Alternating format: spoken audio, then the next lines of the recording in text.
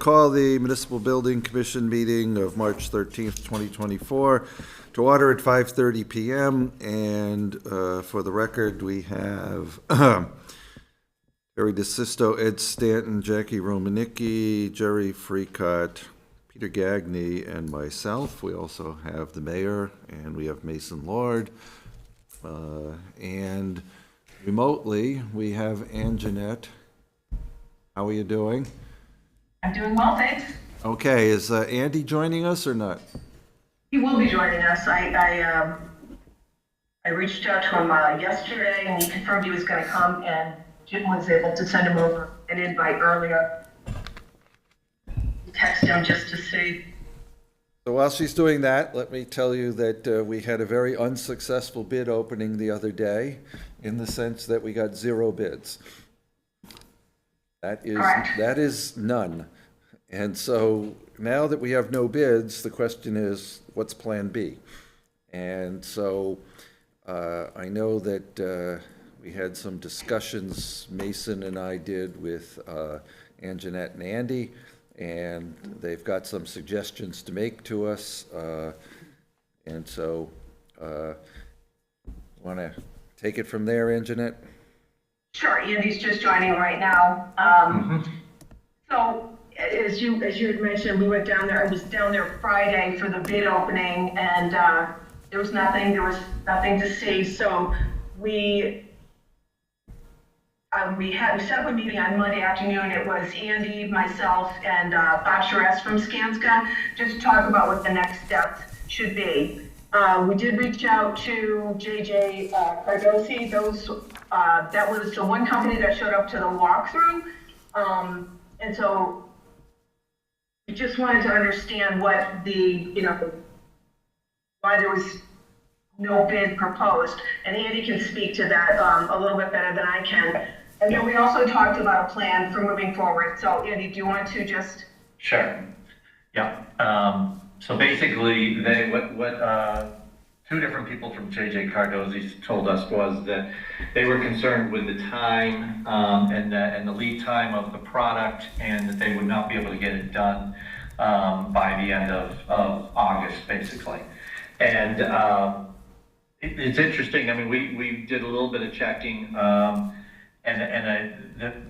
this design was designed rather than around modular window units, which typically have a much longer lead time, around typical storefront type systems, which are stick built and put together and usually have a shorter time frame. But a couple different people were telling us that.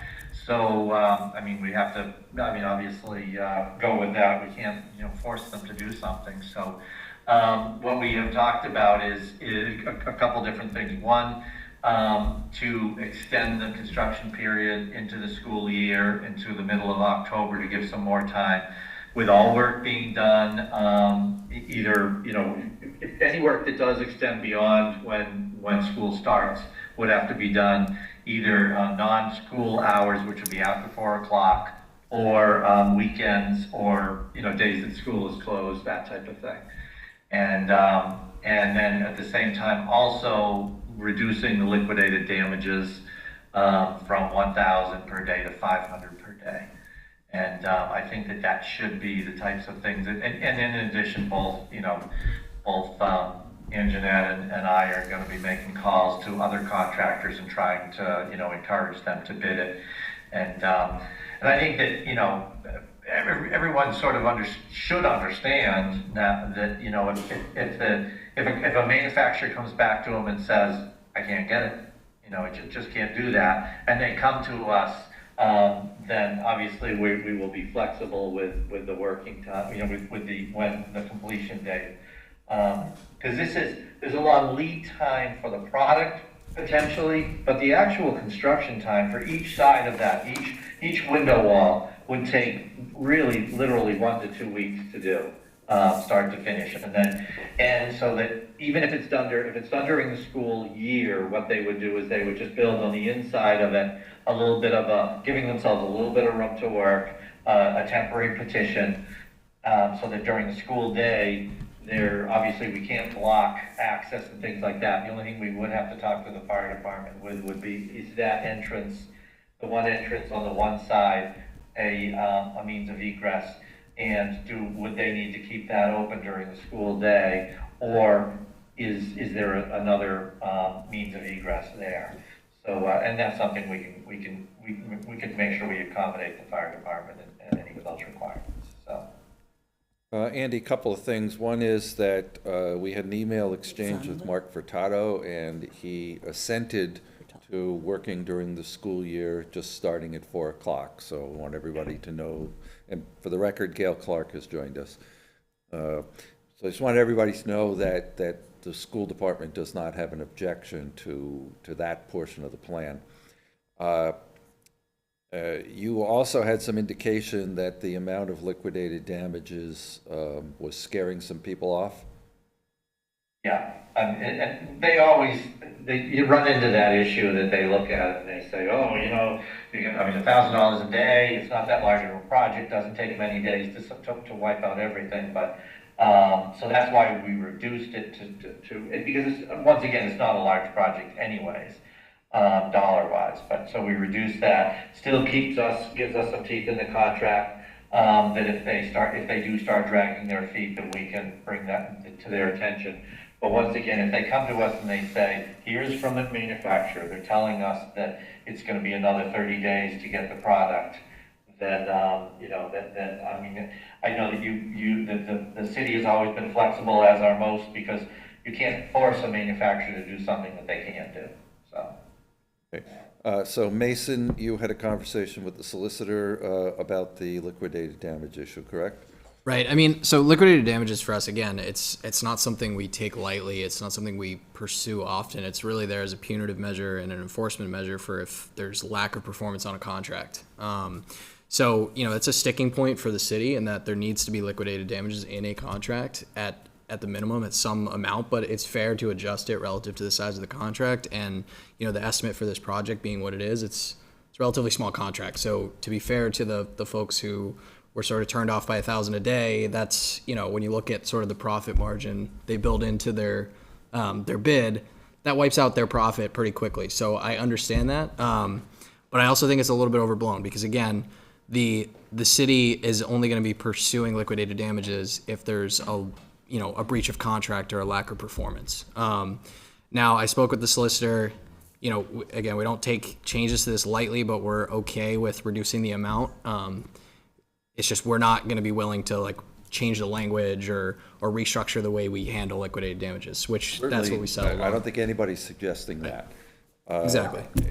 In my 33 years on this commission, I can only think of one time that we ever actually collected liquidated damages. That was for the Hyman Fine and Hill Roberts gym floors, which I think wiped that contractor out because we collected about 75 grand from him but he missed horribly.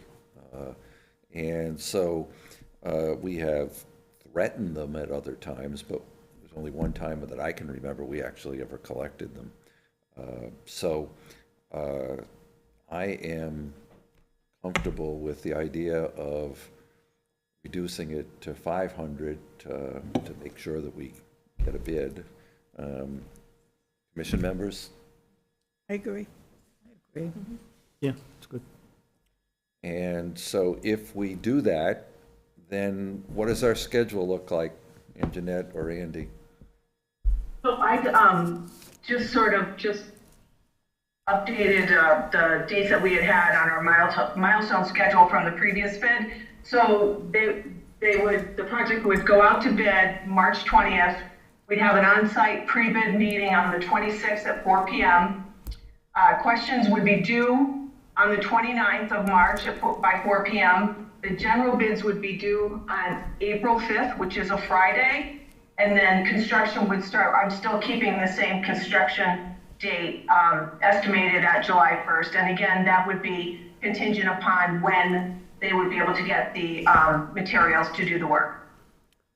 Okay, so we have a meeting on April 3rd, so what we'd probably then have to do is have a meeting on April 10th in order to make a recommendation to the mayor about accepting bids. So we love extra meetings, so mark your calendars, everyone. Yeah, I mean, So, potentially the other option is stacking it on top of the SBC rather than, if that's really all we're going to be doing, stacking it on the back side of SBC the next week. okay, so the SBC would be the 17th? Right. We're going to, ultimately, the construction's not going to begin in April, so we'd still have some time. So it rather than, So, and Anjanette, of course, would be there for the school building committee meeting anyway. So do we want to piggyback on the 17th? Would that affect our schedule? I'm thinking not if the work doesn't start till July 1st, Anjanette. I don't think so. I think once because we'll get the bids in, the general bids in, and we can review them, and then we can start the process anyways of the recommendation. We want to make sure we just check their references and all of that kind of stuff as well. So I think that would be a problem.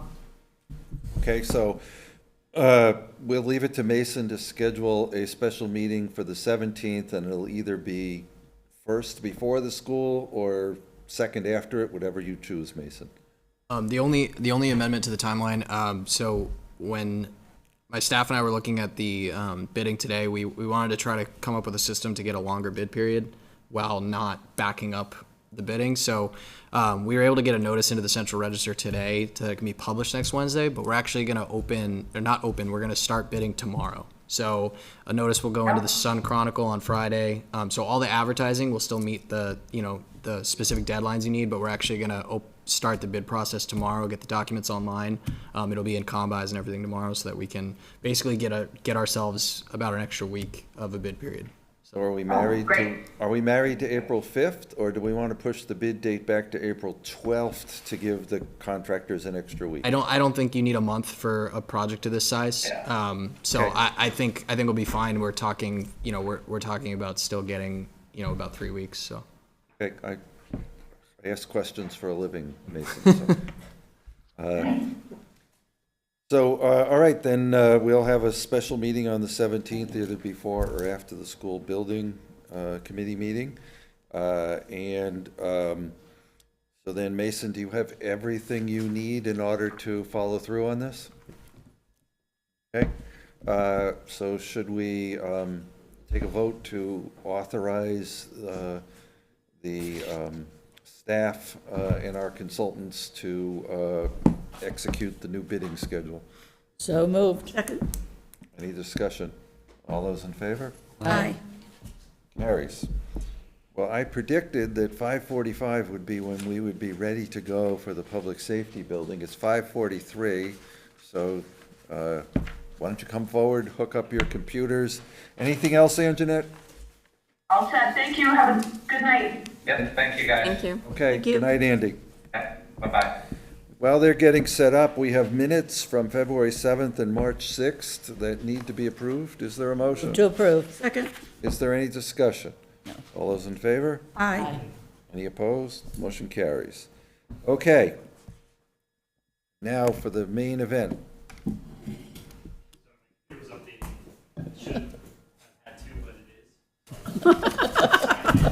Always. You want to do the bills, Jack?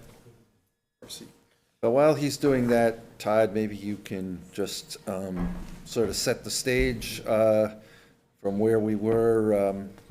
I'm thinking, was it back in December? Was it January? I can't remember now. I think it was January, our last meeting, where we kind of had the discussion relative to the responses, the response studies, the potential findings, and where we were kind of looking to go forward from there. And at that point, we decided to kind of go back and look at, just trying to blank on the, Well, we looked at unhooking the buildings because we didn't have a Yes. site large enough to put the whole thing together, right? it was yes, unhooking the buildings, and potentially having it hooked a little differently, if you would, so that maybe it was a police headquarters with a fire substation over at the John Williams Street site, keeping the downtown station pretty much in its existing location, i.e. replacing it where the Richardson School was, and then also looked at the Finberg Elementary School site, which was South Main Street. So we did. So from what I saw yesterday, the Finberg site is just small, Too small. and it's almost in Seacon too. But it is too small. And I know when Sean gets his computer up and running, they'll show us a picture that shows why it's too small, but I think what we were sort of focusing on last time was putting police fire headquarters, Twin Village, and dispatch, perhaps at the John Williams Street site. And putting the downtown fire station minus headquarters at, in essence, the current location, correct? And to give us a preview, is that what your study came out with? Pretty much came out that that will work on that site. Substation, maximize the use of that John Williams site. Substation, fire headquarters, fire administration, if you would, not headquarters, but fire administration, and then the full police department does fit and work on that site. And I know that you looked at the response times As well. change, and it looks like, from what I saw in the email yesterday, that the response times work out well, but that's his call over there, not mine. I don't know, Chief, if you had a chance. Are we live? Can I comment on that? Yeah. Okay, so I completely disagree with the response time analysis because they didn't do an NFPA response analysis. They did a drive time analysis, which doesn't do anything to say how long it'll actually take us to get to calls if we're relocated. You have to look at call volume, concurrent calls, clusters, calls for service in geographical areas, and that's not done. It's irrelevant how long it takes to drive from the station to a call because frequently those calls, trucks are not in service. So today's a perfect example. We had mutual aid come into Attleboro today 4 or 5 times for rescue calls. That's with 4 stations, all staffed. When you decide to move a station, which it can work, but it has to be based on the actual calls we go on, not how long it takes to drive there. And that wasn't done. So without that, I can't comment on anything that I don't believe it would work. I think it would be honestly negligent for the city to discuss it without an NFPA response analysis. And what would it take, Todd, for us to take that step? I think there might be a little bit of confusion that the drive time analysis that was completed was based on the original study, which was the response, and it was just, all of those maps are consistent drive time maps. It expounds upon that, I'm saying that correctly. It's an additional, one additional drive time map showing the scenarios based upon all of the call data that he used to create the original analysis that was presented at the January meeting.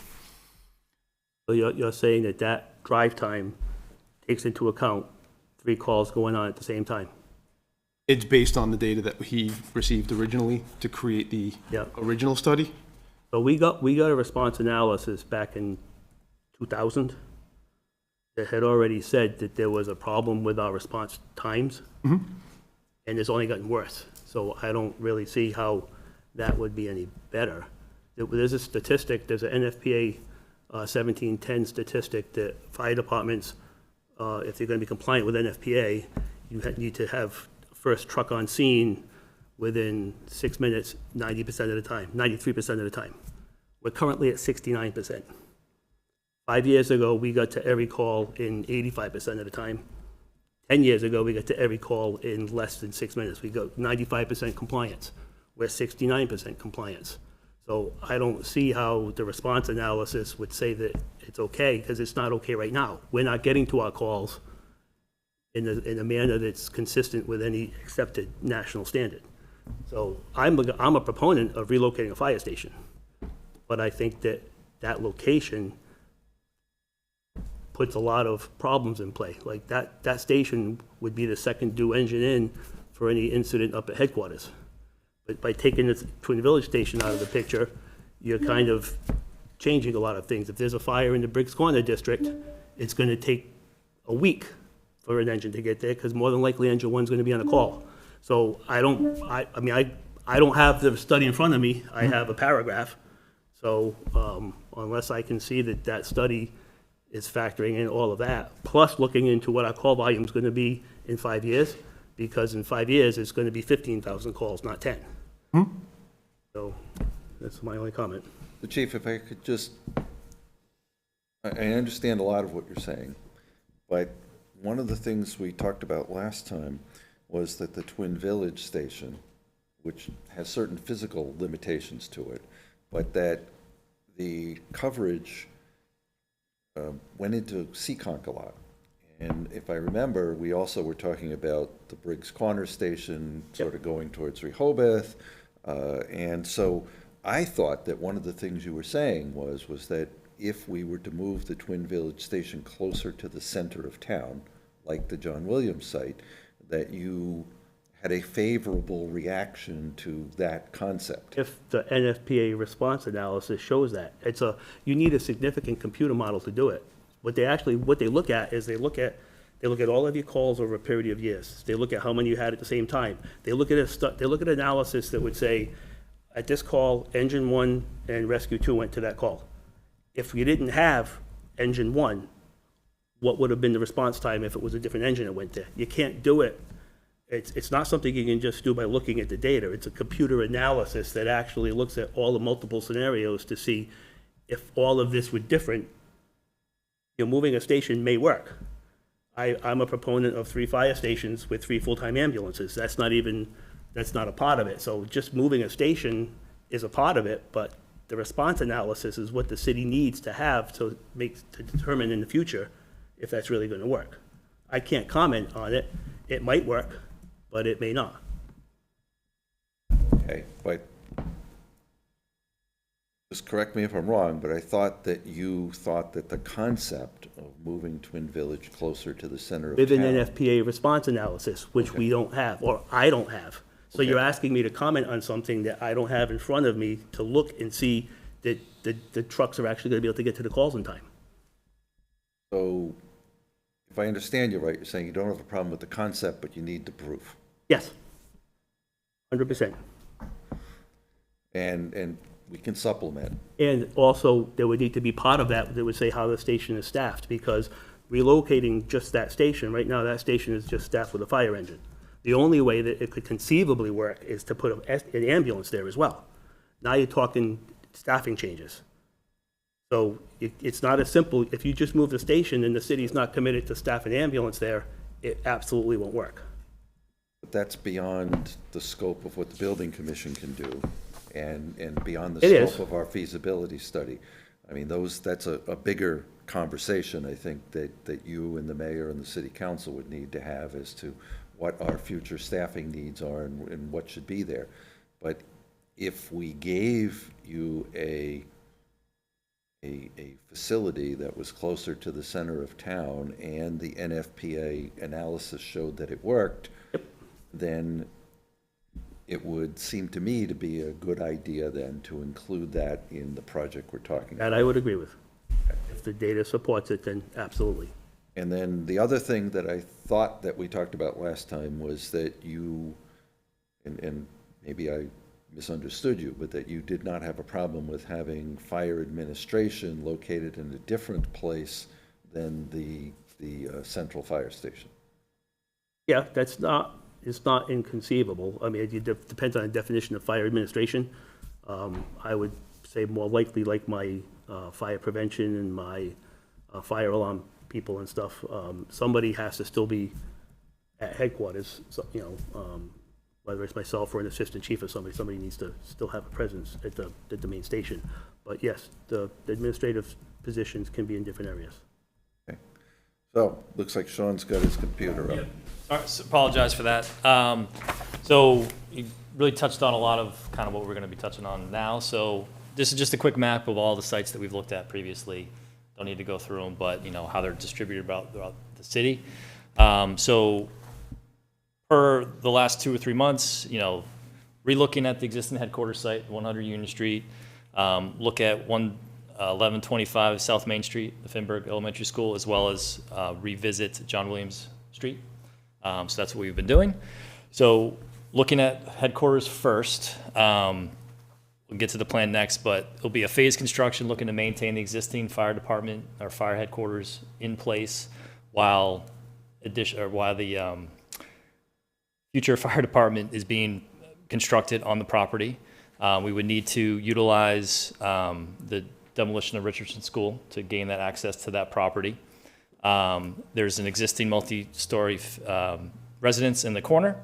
And current zoning in this location is Residence A, max lot coverage of 25% and a max building height of 2.5 stories. So looking at the plan, I'll let Eric Royce for our landscape team take a more detailed analysis after I go through it, but real quick, going through, so on this plan, we were looking to maintain, so the existing fire department is right here. So phase 1 would be constructing the apparatus bay first, with some firehouse or firefighter bunks and dorm rooms, as well as an outbuilding. So building this apron here, building the apron out back or out front off of Union Street and Pearl Street. And then once that is completed, demolishing the existing fire headquarters and then building a new fire headquarters. So we were in this plan, we were looking to maintain all administration at this location. Eric, if you want to jump in a little bit more. So that's just fire, and I will say that all these are just preliminary looks at this point because we've had so much problems with some of the sites and fitting what the program that we're trying to fit on a site on these sites. So these are basically just preliminary fit studies. There's a lot of due diligence that would still need to be made should we decide one site's better than the other or we want to go forward with one of these sites. But that said, everything seems to fit on this site for a new fire HQ. We're getting, like Sean said, we've got the apparatus bay in here. We've got it. We're within all the setbacks. The grading on the site is relatively flat compared to some of the sites we've been working with lately. So we think we could fit all the program in and most of the parking in and get an actual good public parking space or arrival scheme in for the headquarters. And we could get all the generator and the transformer and everything, all the program that we need to get in, we can get in on the site for a fire HQ. So are you saying that the fire administration would remain here or not? Yes. In this plan, yeah. So with a full 2-story, with this being a full 2-story structure, there's enough footprint there to house not only, kind of more public space at the lower level plus administration on the upper levels. Whether it's a full 2-story structure or half 2-story structure, apparatus bay knowing it's a story and a half because of the overhead doors and the larger vehicles, but there's enough footprint here to house administration on this property. And would this have drive-through for the vehicles? This would be your apparatus bay, so you've got an apron up front and back for a drive-through. We've got parking on the aprons, which isn't preferable, but presumably that's all just fire staff parking in those spaces, and that allows either response from either side. Presumably it'll be to Union Street, but And you've got an outbuilding on the right side. correct. What is that? That's just basically an outbuilding for storage and maintenance of vehicles. So long-term vehicle storage, trailer storage, light storage, maintenance for, like general maintenance, simple maintenance for some of the fire department vehicles. Larger maintenance, depending on what the actual instance might be, would either be go to a private vendor, or, you know, DPW, again, depending on the situation, but being able to house and enclose trailers and other vehicles that aren't used all the time, you know, because right now there are areas where the vehicles are outdoors. So being able to bring those inside and to prolong the life of the vehicles and trailers and other items. And long-term storage that are just into one location. You had mentioned a phased approach for construction. So I thought you had said that that lower block was existing. It gets built first. Okay, so where is the existing building in, Right up here. okay, so what would be the plan? The existing building would stay during the first phase? Correct. You get the apparatus bay and the bunks built in this phase, and then once that's built and you can move all your equipment over into that, you could take down the existing building and then build the administrative wing. The section with the bays, the first phase, that would probably be 2 floors? Come again? Would it be 2 floors? Not above the apparatus bay, but there'll be a portion of it that would have a two-story element. Also, what we're showing here too is, as Eric noted, you know, this is the main headquarters here with that the back apparatus bay, if you will. So depending on the sequencing and everything, you know, obviously it'll be a little bit of a challenge. But if this portion gets peeled off in phase 1, you know, some of this gets started first, you know, then how it gets built and constructed in phase. So there'll be a little bit of a juggling act because, you know, you're occupying the space plus construction during phasing. But, you know, the intent would obviously be to get as much of it complete before you have to move over, or And try not to have a temporary facility for administration or somewhere else for your. the interconnection for those 2 parts, is it, there's a section, I thought it said accessory bay. Yeah, 68 by 22, So or 66 by 22. What is that? That's for like boats, trailers, things like that. The Small smaller equipments, pickup trucks. manned vehicles, like the captain's vehicle or something of that nature. And that's, so I will say, took a little bit of a designer license, if you would, as we were evaluating the program, because we didn't program based on an independent fire station. And we wanted to demonstrate worst-case scenario. Let's say everything that's relative to headquarters gets rebuilt in size and stays here as it was. So we wanted to basically demonstrate to the group, this can all fit on the site, it can fit phased. And even as Sean was saying, you know, demoing that back portion of the existing bay to allow the construction, that may allow all of that construction to happen in one phase, which is better expense-wise if you're not phasing construction. And it's something that we're well-versed with, essential facilities, 24/7 facilities in construction sites and having a close proximity. Needham, I think, Needham's headquarters was built 1.5 feet off of the existing fire station In that plan? for the first phase, which was the fire department. Got that in place and then moved the fire department over and demoed the existing. Obviously, that's not an architectural drawing, but Right. what would that look at for the number of bays? What did we have? there, Apparatus bays, we did 5 here. Is that what you need, chief? I mean, it's better than 3. You know? Certainly. I mean, if space were no option, you know, you'd probably look at 7 or 8. I mean, South Attleboro is at least, South Attleboro is 4. But 5 would work, especially with an accessory bay for the, you know, the trailers and the boats. Auxiliary equipment. Yeah, because right now, everything's parked behind each other, Right. which is not so great. Right. And the thing to keep in mind, this is 5 doubles. So you can have it all responding in one direction, or you can have it responding in 2 directions, so ultimately it's, you know. Or split it, some are responding in one direction, some in 2. Right. And what would you guesstimate the construction schedule would be then, if you did it in, as you're describing here? Is this year, 2 years, 3 years?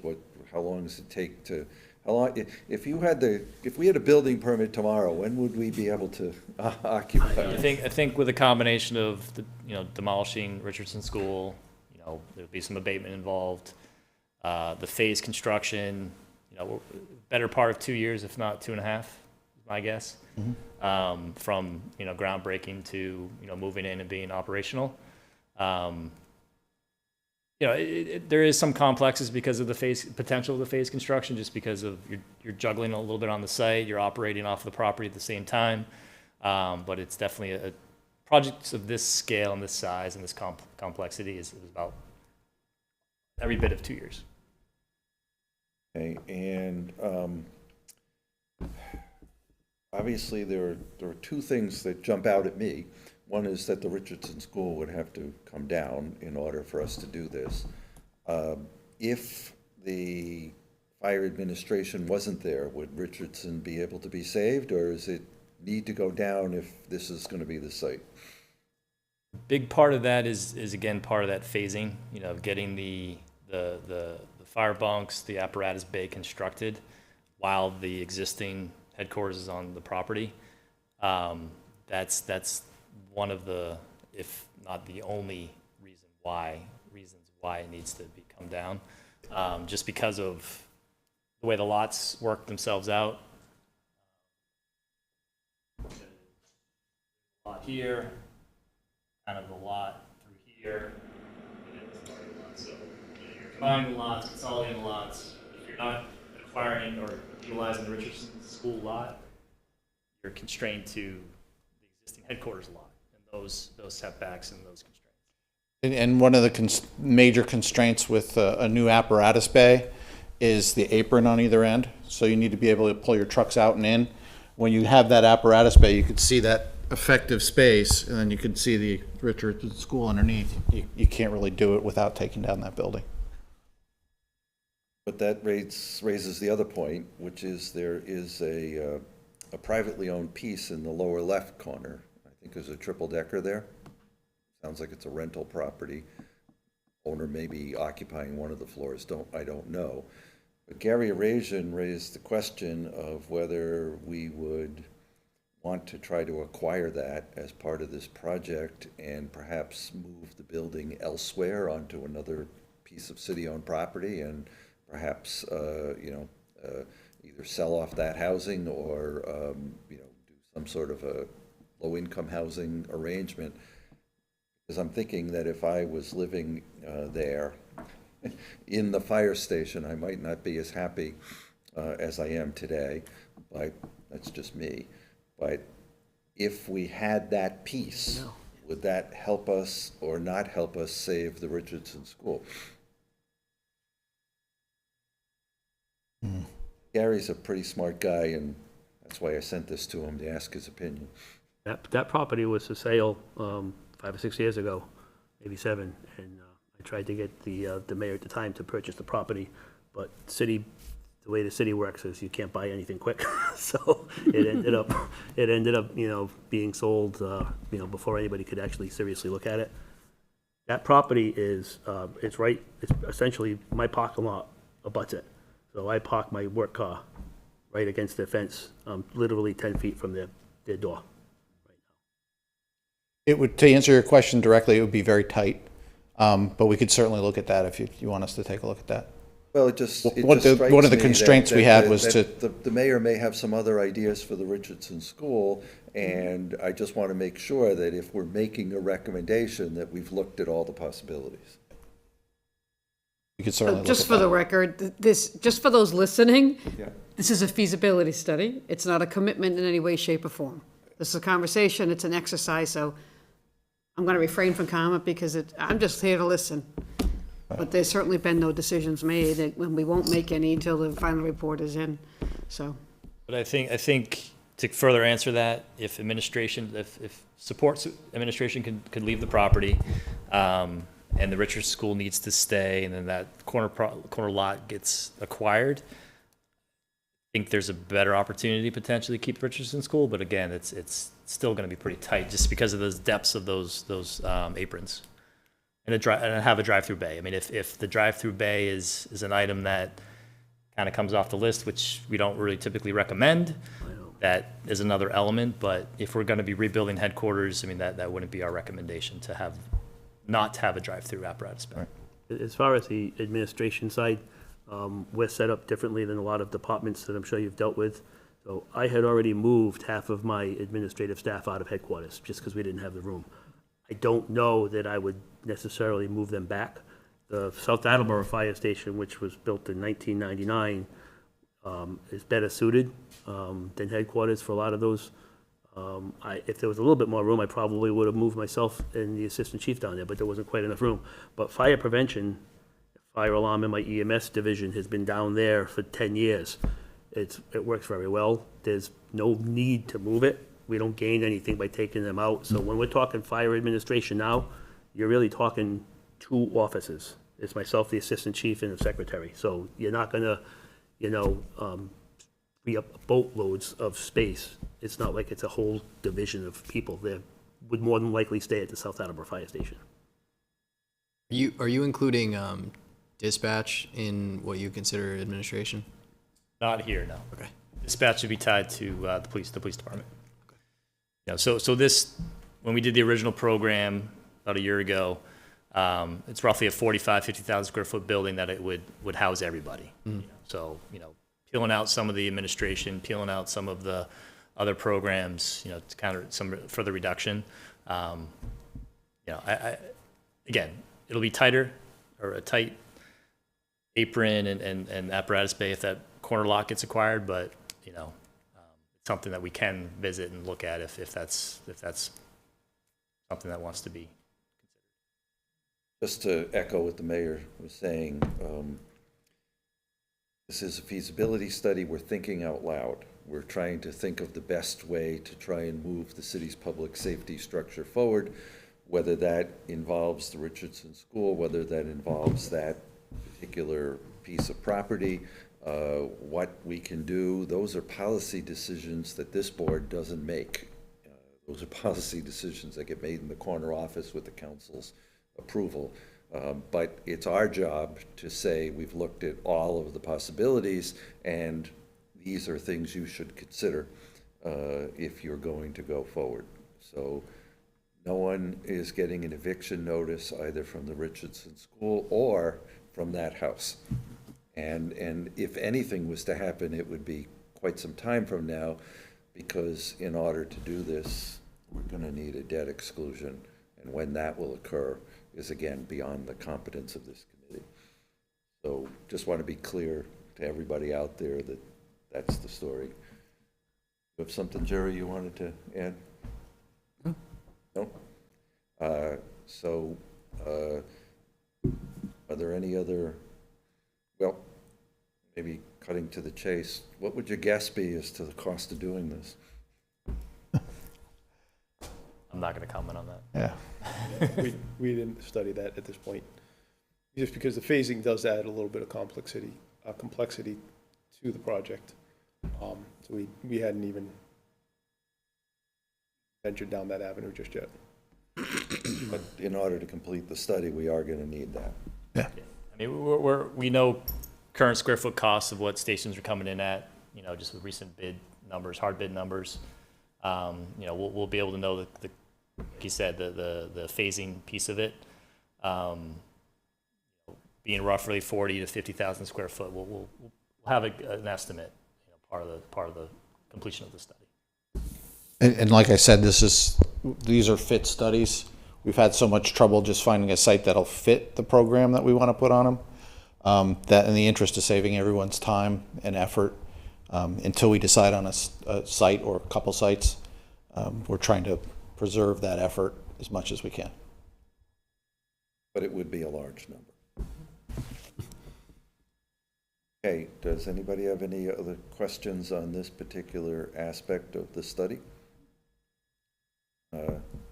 Guess you want to move over? So moving over to 1125 South Main Street. So At the Finberg School? Finberg School site. So go through this pretty quickly. It's a limited size in site. There's setback constraints. There's a FEMA floodplain constraint. The existing Finberg School would have to be demolished. It's currently located in a residential A neighborhood. It has a max lot coverage, 25%, plus a max building height of 2.5 stories.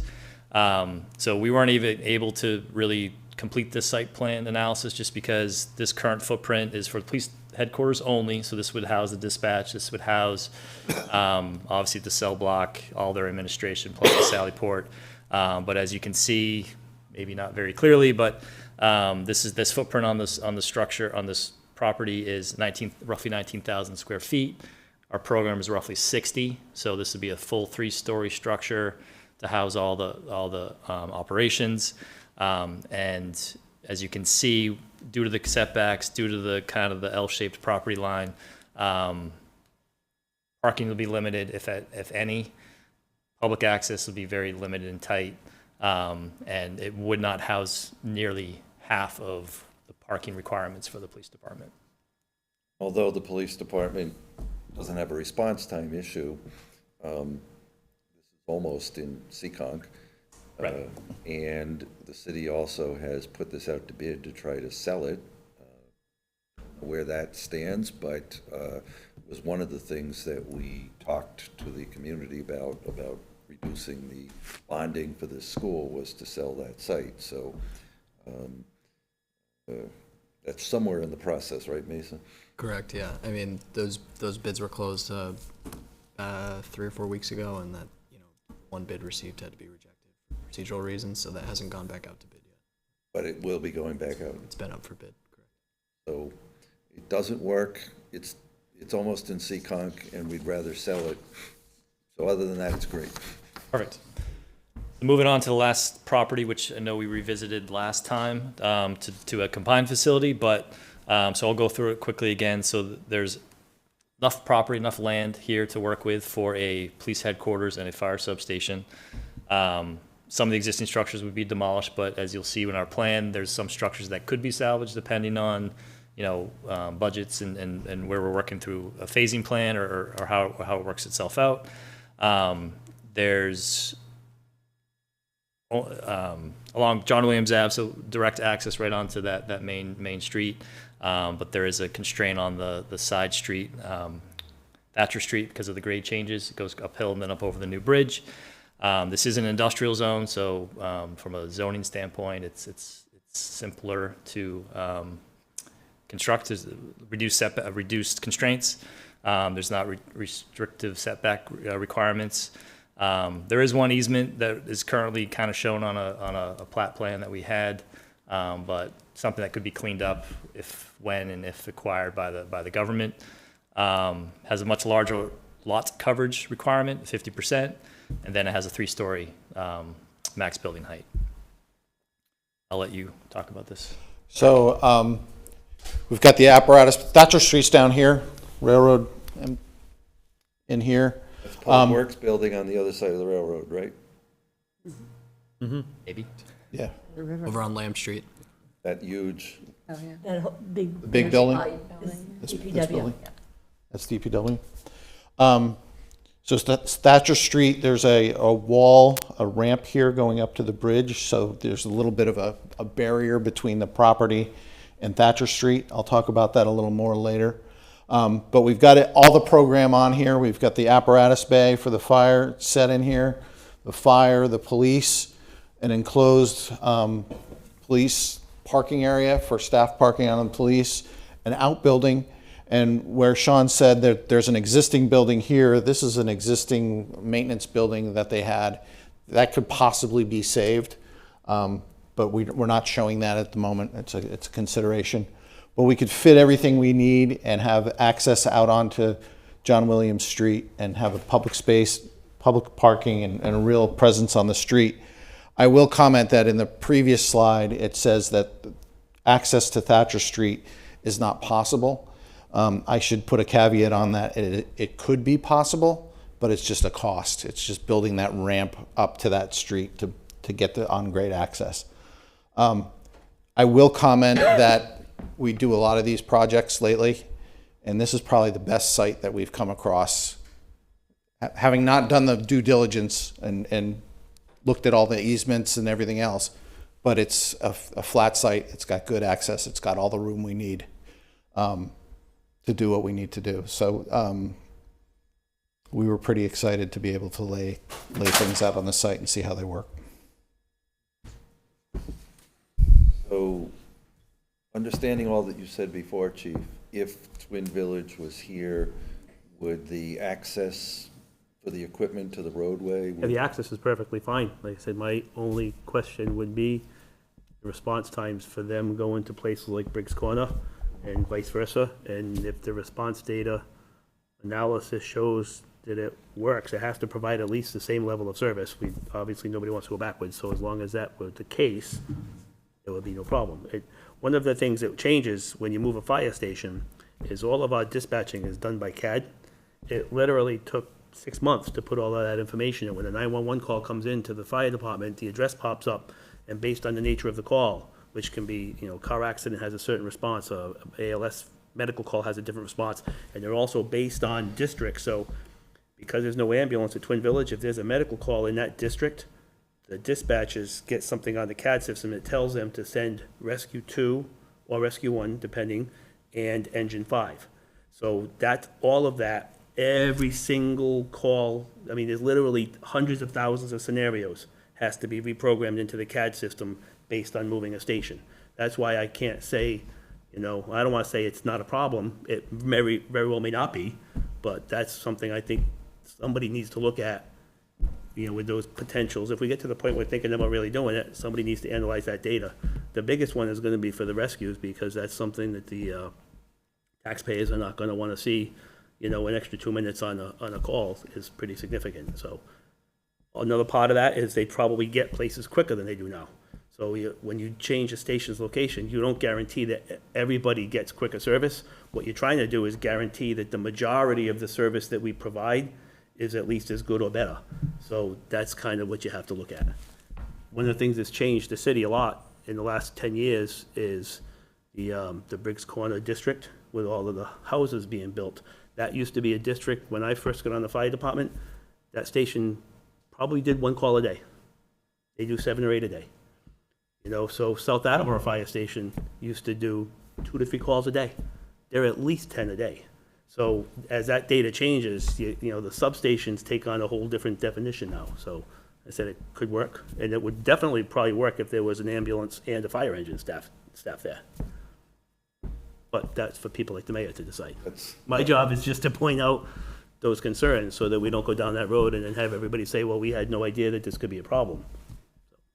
Would we need to change the projected size of the station if we were to add an ambulance there? Right, so currently this is a 3-bay Yeah, it's- apparatus bay, so That's plenty. that would cover Okay. that growth. But as you can see, there is the opportunity to enlarge it if necessary, if the NFPA response We only allocates for have it. 2 bays now, so 3 would be a big improvement for a substation. And correct me if I'm wrong, chief, but it's 2 bays out, one direction, one. Correct, yeah, 2 bays, 1 direction, yeah. So it's 2 trucks Is it, so it's only 2 trucks? maximum. Okay, so it's not double deep, so we're No, not so talking that could, 4. you could fit, yeah, you said it was 3 bays, right? 3 bays, so you can 3 fit bays, 6. but again, we're talking double deep here. Right, so it could be really 6. 6, potential for 6 vehicles there. That's more vehicles than I The could site fit. would be large enough that if you needed to add another bay at some point, 10, 15, 20 years down the road, you've got the. Usually when you need to do that, it's for reserve trucks, because that's always a hard thing. We had, just by a series of unfortunate circumstances, we currently have 5 ambulances that the city owns. 3 of them were out for service. So 2 of them were out, we were doing okay, then the 3rd one broke down, so now we're down to 2. We tend to get rid of equipment sometimes before we want to, when we get new trucks, because we don't have any place to keep them. So if you have a place like that where you can keep a couple of extra vehicles that don't get used routinely, but they're out of the weather, because they're all diesels, so they gotta be stored inside. So that would have a lot of benefits with that many bays. Between that and your outbuildings that we both located here and potentially headquarters, you get that opportunity. Okay, so obviously, we would need to acquire this site from the federal government. And I suspect that we'd need some sort of a grant from them to clean up what people suspect is lead contamination from the firing range, right? But I don't think those are insurmountable tasks. No, in my perspective, look, we've wanted that property for a long time for several different reasons, but this is certainly one of the best reasons. The challenge is the feds are even slower than local government in moving. I have reached out to them a few times, and as you may know, the priority is disposition to other federal agencies and then disposition for housing purposes, and then the city would be the last one on the list. But I'm more than willing to make another call or email to remind them that we would love to have the opportunity to get that. It may add extra emphasis if you're saying it's for public safety. Public safety. I will add that to my request. I will do that. Yeah, I'm more than happy. And Jackie knows better than probably anybody how long. Because the ARA, right, used to, We pushed a change back before there was a New England Sports Village. yep. So I will keep advocating for that. I think that's the ideal location. And if it works for the fire department in particular, because like you said, police can go anywhere, but if it works for AFD, all the better. And so, then,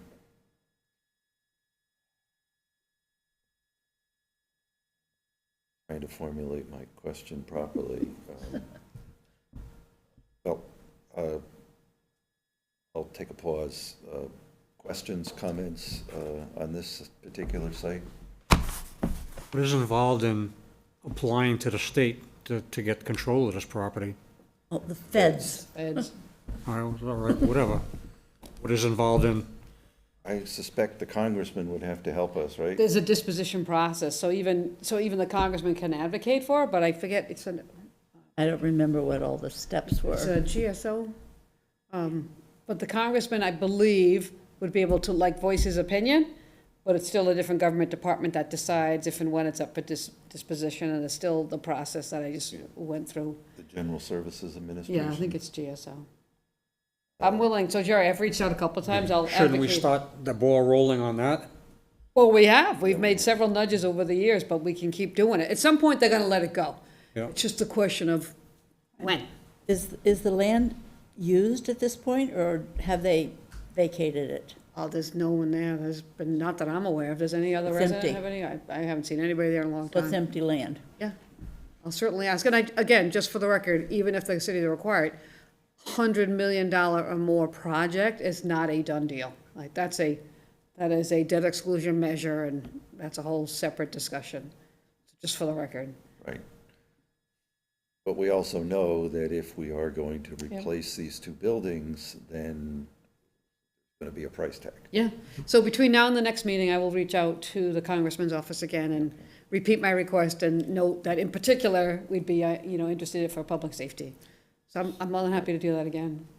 Yeah, so the other thought that I had was that if the police were moved here, then the current police station would be no longer needed.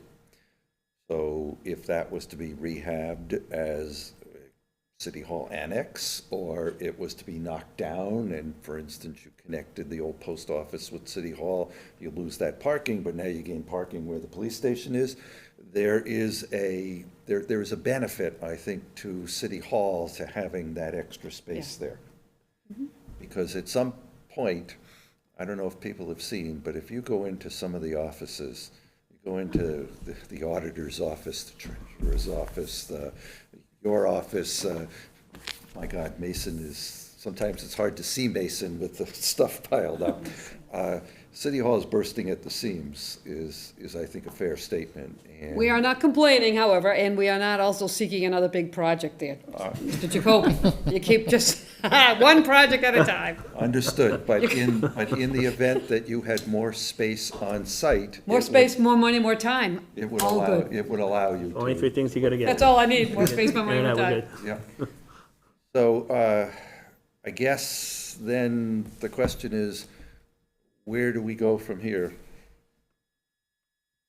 So, a few extra slides. So I think just to kind of touch up a little bit on what Chief was noting about response times. So this was the last round of response that we did with the relocation of, or replacing Twin River Substation with the 50 John Williams Ave. So the orange dot there in the middle, you can see the proximity. So looking at this against the existing response, Chief, the big transition is the response into Seekonk, right? So I'll just kind of go back and forth here. They're not quite aligned, but that southern portion of Attleboro plus Seekonk. But it's creating more of a response centralized. That's where most of the, when we did the original response studies, that's where all the calls were, downtown. Not all of them, but the majority of the calls. So just further kind of adding to the response or stating that the response is benefiting the city. NFP element, understand what you're saying on that, but just kind of driving it home that that 50 John Williams Ave site is, from where we've been for the last year and a half, almost 2 years, is the best property for a fire substation, police headquarters, and then updating or building, constructing a new headquarters at current headquarters site. So would it be fair to say that given the limitations of what you have here in terms of what the NFPA requires, but that it looks favorable to getting a better series of response times? Is that what you're saying? Yes. So, I presume that's all that you have for this evening? That is accurate, yes. So, again, what do you need to do next? How do we wrap this study up? So we have all the data. We can package everything up, work on those budget estimates on both the headquarters property, Union Street, plus the new John Williams Ave site, with kind of the going in that direction, so we can button up those cost estimates. And then concurrently, we'll get a number for the NFPA response and getting that. But that I'd have to figure out on the timing on that. But everything else beyond that is ready to go. So we package everything up and get it sent along. So we look for what, a month, 2 months, 3 months? What are we looking at to get a final report? I mean, the final report, minus the NFPA response, is a week, simply, right? So that's. Do you have in the budget to get that NFPA response? I mean, I'd have to look at it with Todd, but Yeah, we need to go back and look at it, because I believe that was part of the original study, and this drive time map is just to expound upon that. It might just be a simple conversation where we get Dr. Jennings, the owner of Manitow, who performed the study, on the conference call with the chief, and we kind of have that as a discussion as to how this drive time map fits into the overall response study. And did it take into account all of the chief's concerns? And that way we can put that hopefully to bed. And it might just be as simple as a conversation instead of an additional report. So let's table that for the moment, and we'll set up a conference call with you, chief, just to basically confirm, and you can ask directly to Dr. Jennings what your concerns are, and was it evaluated in that manner? And then we can come back and kind of either confirm or say to do what is needed to put the chief's mind at ease will be X amount of dollars. Okay, so our next April 3rd, I think you can let us know by April 3rd, either have a report that you can give to us, or if you think that to ask for some more funding, at least know what that request might be. That seems viable. yeah, that's fine. Okay, All of it, yep. good. So, questions, comments? I just have one question. In the unlikely scenario, that property ends up not available, that's sarcasm, because with the federal government, you never know, but is there a backup plan? Is there a thought for, because at least I saw in the plan, there were a couple of options for the fire department. They might not have all been great, but there were a couple of options. Is this it for the police? This is the most advantageous at this point for the police. If this doesn't pan out, then it's, reevaluate what needs to happen, and I forget what was kind of the plan B. We've been back Really and forth a didn't little have bit. a site for the police station without acquiring property. Right. I think is the problem. I think getting a fire building where you are currently looks like it's more within our control than a police building. And I think that we look at putting a police building behind City Hall, and we just don't have the room, right? Right. So, Did we ever look at that, just police? Because I think we always looked at it as. We looked at a combined facility, you know, in that area. You're right, we didn't look at it specifically just for a new police station.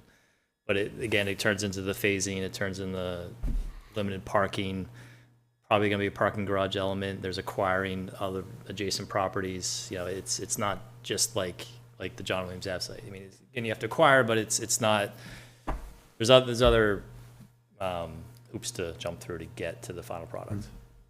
yeah, because public safety can't be homeless, right? And so I think one of the advantages we had with looking at the plan for your station, chief, was the fact that you would not have to be homeless, that we could, whether it's phased or not phased, we could still keep you fully operational. Was the John Williams property big enough? I know we talked about it a long time ago, about a joint complex there. If you kept the headquarters property and made that a substation, I think that's part of, so when we were saying the headquarters property could remain housing administration, that was, as I was describing earlier, the worst case scenario, if you would, maximizing the amount of building on that site. If we made that, to just use a little bit of a different term, but sure you'll understand it, is a firehouse only. right? And pull administrative operations out, you know, that can fit at the John Williams. That's also what's being shown here with the substation. I'm just drawing a blank. I keep wanting to call it Twin River, but I know it's not. I know it's not Twin River. Yeah. Excuse me. But this is what is demonstrated here, is again maximizing the amount of program, the administration.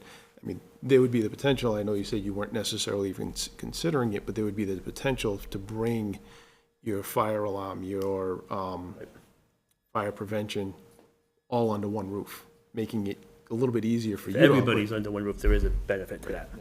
So that now you have, this is really your administrative area, and then you have firehouses dispersed. Oh, but there'd still be apparatus there. There'd still be apparatus, Right, yes. so when I read administrative, it gave, my impression was that that's all that it was administrative. If that were constructed to almost be headquarters, New headquarters. and the current building was kept, it need to be renovated, obviously, but the city owns it, that could be the substation instead of, you know, Twin Village. The response data would work, and then the benefit would be that everything, you know, when they talk about joint dispatch and shared, you know, conference rooms and training areas and stuff, if it's really, you know, that won't get much use if it's a substation from the fire side. You know, we're not gonna all drive down there to go use a classroom for the most part. But if that's actually headquarters, that could work, so. But you're saying it would probably fit there? It would fit, it absolutely would fit, yep. Okay, Have the mayor get the money? That's it. That's all we have to do. Get that tree Well- planted. as I've often said, we have no shortage of needs, but we do have a shortage of dollars. And we have to be mindful of the fact that we're asking the taxpayers to foot the bill. But on the other hand, we also have, our central headquarters was built 130-ish years ago. Yeah, 1880s or 90s? Yeah, and the place, what's the Council on Aging now, right? Yeah. And the police building was 24, 23, 100 years old. 100 years. So at some point, we as a community will have to make a hard decision. I make a lot of them almost every day, my friend, so this is just another one. But yeah, I agree, as a community, yes, we will. But today, this is a feasibility study to talk about options, and then decisions will come after. So, okay, then let Mason know if April 3rd will work for you to just make a final presentation. And it doesn't, you know, another date, but we'd like to get this finished so that we can, the mayor and decide what, if anything, to do with it. Thing. Right. There's nothing else, then motion to adjourn. We have a couple of bills to pay. Police roof and We have to pay these bills. police roof. Oh, we got two bills to pay. Oh, excuse me, thank you. We won't do that. So it looks like we got to pay Mark Zawatsky $2,025 for the police roof. That's okay to pay, Mason? Yeah, so after last week, again, we're moving to close out of this entire project, so Gibson Roof is in the final, they just submitted their final application, which we approved last week. That's going through the city process, and then this was, I believe this is going to be the last bill from Port. You know, we'll leave that purchase order open for a little bit longer in case something comes up before we fully close out the project, but this should be the final invoice. And the Willett Roof, $340 for Skanska. Yep, this is just for contract administration from Skanska ongoing. There's still money in their contract, obviously, for the follow-on portion of this project with the Willett window walls. So that will be, you know, that's still going to be open throughout the rest of this project. Okay, so a motion is in order to approve the Move payment. to approve. Second. All those in favor? Aye. Opposed? Motion carries. I've called Now we can adjourn at 6:41. Different scenarios, and I wouldn't want to be hanging by a Jackie? thread. All those in favor? It was a long Aye. time. Aye, we're adjourned.